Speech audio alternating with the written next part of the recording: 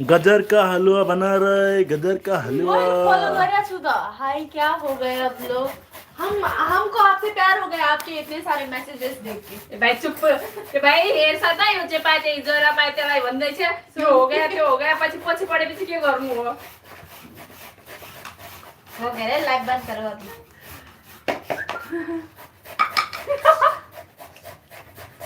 के कोट्नु मैलाई कुट्ली जस्ती त उल्टै राक्षसनी। क्या क्या बोल रहे रे? ए बंद करो ना लाइक, बंद कर दो। बंद कर दो। हाँ ना ओके बस राम्ररी काम गर खाऊ। मेरो त यो पनि झड्या छ है त्यो कानमा पनि बस्दैन यसले कुरा गर्योसँग। पुराबाट चंगा। अब वो पनि जान्छ क्या बोला? पुराबाट चंगा। फोन गरी।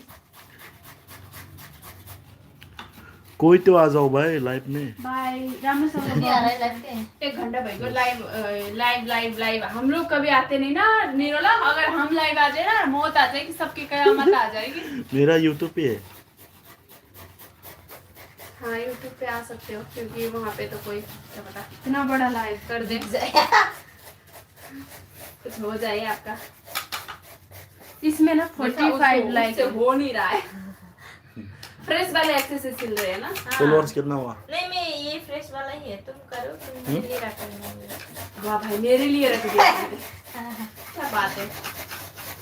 तुमको आदत है ना, मेरे को आदत नहीं है इसलिए। वाह मैं रोज रोज सिलती पहले मेरे ना अच्छा लगता है, कितना क्यूट है ये तो।